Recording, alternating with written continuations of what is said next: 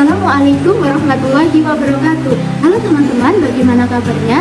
Kami dari kelompok 11 dengan anggota kelompok Cindy Marcella NIM 2011951, Dwi Putri Nur Hidayah NIM 2011965, dan Ella Rohmawati NIM 2011969. Di sini kami akan mempresentasikan makalah kami dengan judul Pola Hidup Sederhana dan Melaksanakan Amar Ma'ruf Nahi Mungkar. Baiklah, yang pertama saya akan menjelaskan mengenai pola hidup sederhana. Poin pertama yang akan saya jelaskan mengenai pengertian dari sederhana. Apa sih pengertian dari sederhana itu? Teman-teman sudah tahu? Kalau belum tahu, mari kita simak. Jadi, sederhana menurut Wijaya adalah kebiasaan seseorang untuk berperilaku sesuai kebutuhan dan kemampuannya. Sederhana dapat pula berarti tidak berlebihan dan tidak mengandung unsur kemewahan. Sedangkan menurut Kemendikbud, sederhana adalah bersahaja, sikap dan perilaku yang tidak berlebihan, tidak banyak seluk-beluk, tidak banyak pernik, lugas, dan apa adanya, hemat sesuai kebutuhan, serta rendah hati. Nah, dari pengertian di atas tadi dapat kita simpulkan bahwa sederhana adalah kebiasaan atau perilaku sehari-hari yang dilakukan sesuai kebutuhan dan kemampuan, serta tidak mencerminkan sikap yang berlebihan atau mengandung unsur kemewahan. Mari kita lanjut untuk memahami pengertian dari pola hidup sederhana. Nah, perlu teman-teman ketahui bahwa pola hidup sederhana merupakan suatu hal yang telah dicontohkan oleh Rasulullah SAW dan sahabatnya. Dalam hal makan, Rasulullah hanya sekedar untuk menegakkan punggung saja. Sedangkan dalam hal tidur, Rasulullah SAW hanya beralaskan pelepah kurma sampai-sampai bekas pelepah kurma tersebut terlihat di punggung beliau. Nah, dari pengalaman dari Rasulullah tersebut dapat kita simpulkan bahwa pengertian pola hidup sederhana merupakan cara berperilaku sehari-hari sejak bangun tidur sampai dengan tidur kembali. Kegiatan berperilaku tersebut misalnya tidur, makan, mandi, olahraga, dan belajar. Pola hidup dapat disamakan dengan kebiasaan. Jika memiliki kebiasaan yang buruk berarti juga memiliki pola hidup yang buruk, dan begitu pula sebaliknya. Kebiasaan yang baik menandakan telah melakukan pola hidup yang baik. Selanjutnya teman-teman, kita akan membahas mengenai contoh dari pola hidup sederhana. Di sini ada dua contoh, yaitu dalam hal materi dan dalam sikap hidup.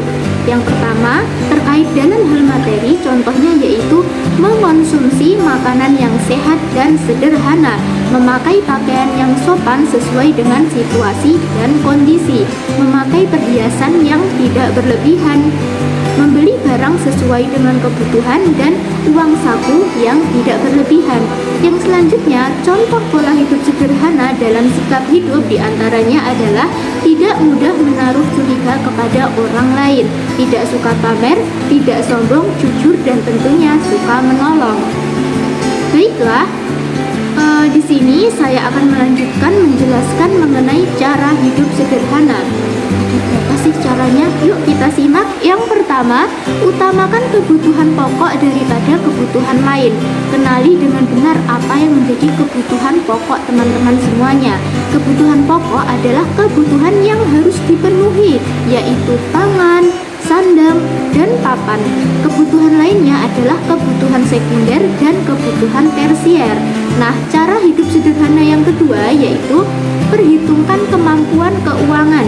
Hitunglah seberapa banyak uang yang diperoleh dan hitunglah seberapa banyak uang yang bisa dikeluarkan.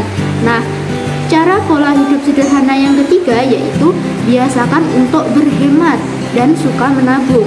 Saya akan melanjutkan materi, yaitu jadi pola hidup sederhana adalah cara berpikir atau sesuatu kebiasaan yang dilakukan sehari-hari secara terus-menerus berdasarkan kebutuhan dengan pendapatan yang dihasilkan dapat berjalan dengan seimbang. Pola hidup tersebut tidak mengutamakan apa yang diinginkan, tetapi melihat apa yang menjadi kewajiban. terpenting untuk dipenuhi. Dengan pola hidup sederhana, maka akan ditunjukkan dalam sikap yang tidak mudah menaruh curiga kepada orang lain, tidak suka pamer, tidak sombong, jujur, dan suka menolong. Cara hidup sederhana bukan cara yang kikir atau pelit, melainkan cara hidup yang dapat menekan hawa nafsu atau keinginan dan mengutamakan kebutuhan primer yang disesuaikan dengan pendapatan yang diperoleh. Salah satu cara hidup sederhana yaitu dapat menyisihkan sebagian pendapatan untuk ditabung. Materi selanjutnya yaitu dalil pola hidup sederhana. Di dalam Al-Quran tertera dalam Quran Surat Al-Furqan ayat 67 yang artinya, dan termasuk hamba-hamba Tuhan yang maha pengasih, orang-orang yang apabila menginfakkan harta mereka tidak berlebihan dan tidak pula kikir di antara keduanya secara wajar. Sedangkan di dalam hadis berbunyi bahwa artinya dari Mikdam radhiyallahu anhu Rasulullah shallallahu alaihi wasallam bersabda, tidak ada seseorang yang makan yang lebih baik dari orang yang makan dari hasil usahanya sendiri. Sesungguhnya Nabi Daud makan dari hasil usahanya sendiri. Hadis riwayat Bukhari. 2. Melaksanakan amar ma'ruf nahi mungkar. Secara bahasa, kata amar berarti perintah, sedangkan kata ma'ruf bermakna kebaikan. Sementara kata nahi bermakna larangan dan kata mungkar berarti suatu perbuatan yang tidak baik. Secara istilah, Salman Al-Audah mengemukakan bahwa amar ma'ruf nahi mungkar adalah segala sesuatu yang diketahui oleh hati dan jiwa tentram kepadanya. Amar ma'ruf, segala sesuatu yang dicintai oleh Allah Subhanahu wa taala. Sedangkan nahi mungkar adalah yang dibenci oleh jiwa, tidak disukai dan dikenalnya, serta sesuatu yang dikenal keburukannya secara syar'i dan akal. Materi selanjutnya yaitu tujuan amar ma'ruf nahi mungkar. 1. Agar mendapat kebaikan dan mencegah dari keburukan. 2. Agar terjalin ukhuwah Islamiyah. 3. Agar mendapat jaminan terhindarnya dari azab Allah yang menimpa masyarakat yang di dalamnya ada kerusakan yang merajalela. 4. Agar mendapatkan rahmatan lil alamin, yaitu sebagai rahmat bagi seluruh alam semesta. Baik, selanjutnya di sini saya akan melanjutkan materi dari teman saya, yaitu kaidah-kaidah mempraktekkan amar ma'ruf nahi munkar. Yang pertama, memperhatikan baik dan buruk. Yang kedua, membekali diri dengan ilmu, santun, dan sabar. Yang ketiga, melihat kemungkaran dengan bijak. Yang keempat, menasehati pemimpin dengan cara yang khusus. Selanjutnya, dalil Al-Quran, Quran Surat Ali Imran 104. Bunyinya, A'udzu billahi minasyaitonir rajim. Bismillahirrahmanirrahim. Wal takum minkum ummatun yad'una ilal khairi wa ya'muruna bil ma'rufi wa yanhauna 'anil munkar wa ulaika humul muflihun. Artinya, dan hendaklah ada di antara kamu segolongan umat yang menyeru kepada kebajikan, menyuruh kepada yang ma'ruf, dan mencegah dari yang munkar. Merekalah orang-orang yang beruntung.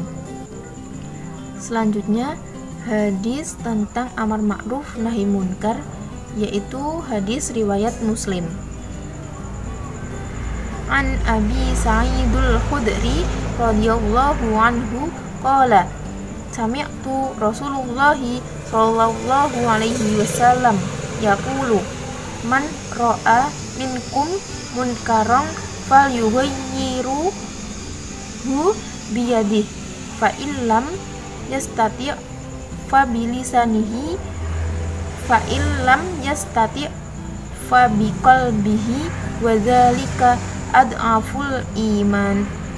Artinya, dari Abi Sa'id Al-Khudri radhiyallahu anhu, ia berkata, aku mendengar Rasulullah Shallallahu alaihi wasallam bersabda, Siapapun di antara kamu yang melihat kemungkaran, hendaklah mengubahnya dengan tangan atau kekuasaannya. Apabila tidak mampu dengan cara ini, maka hendaklah menggunakan lisannya. Apabila dengan cara itu tidak mampu, maka hendaklah dengan hatinya. Demikian itu cara yang terakhir adalah termasuk selemah-lemah iman. Selanjutnya, rukun-rukun amal ma'ruf nahi munkar. Yang pertama, pengatur atau pelaksana amar ma'ruf nahi munkar atau al-muhtasib. Yang kedua, seseorang tersebut harus memiliki iman. Yang ketiga, harus adil, sebagaimana ulama memandang adil itu syarat, karena orang fasik tidak menjadi muhtasib. Yang keempat, muhtasib harus memperoleh izin dari pihak imam atau kepala pemerintah dan wali negeri. Yang kelima, perbuatan yang menjadi objek amar ma'ruf nahi munkar atau al-muhtasab. Yang keenam, bentuk amar ma'ruf nahi munkar al-ihtisab seperti ta'aruf yang dimaksud ialah mencari kemungkaran, ta'rif pemberitahuan, mengancam dan menakuti. Rukun yang terakhir, yang ketujuh, yaitu muhtasab alaih, yaitu seseorang dengan sifat tertentu yang menjadikan perbuatan itu munkar. Selanjutnya, etika dan syarat amar ma'ruf nahi munkar. Yang pertama, etika. 1. Memiliki ilmu agama. 2. Al-waro atau takut dosa. 3. Husnul khuluq. Dan yang keempat, ar-rifqu. Yang kedua, syarat. Yang pertama, Islam. 2. Pengetahuan. 3. Ikhlas. 4. Bersikap lemah lembut. 5. Sabar dan murah hati. Dan yang keenam, memiliki kepribadian yang baik. Faktor penyebab terjadinya kemunkaran. Faktor yang pertama yaitu faktor hukum. Hukum dalam suatu negara mungkin bisa dikatakan lemah karena hukum tersebut tidak mampu memberantas kejahatan dan hukum tersebut belum bisa melahirkan penguasa yang bertakwa kepada Allah SWT. Faktor yang kedua yaitu faktor spiritualitas. Kemungkaran yang terjadi di sebagian masyarakat muslim yang awam ialah kurang paham tentang agama. Mereka belum bisa membedakan yang hak dan yang batil. Faktor yang ketiga yaitu faktor lingkungan. Kemunkaran sering terjadi di masalah yaitu faktor baik lingkungan dalam maupun lingkungan luar yang membawa pengaruh cukup besar bagi seseorang dalam bersikap dan bertindak. Maka dari itu, pendidikan ma'ruf nahi munkar harus berawal dari lingkungan keluarga atau lingkungan rumah. Yang keempat, faktor ekonomi. Ekonomi dapat memicu timbulnya kejahatan atau kemunkaran, tetapi juga nafsu ingin memiliki, misalnya kejahatan terhadap kekayaan negara yang dilakukan oleh golongan elit seperti korupsi. Sekian dari kelompok kami.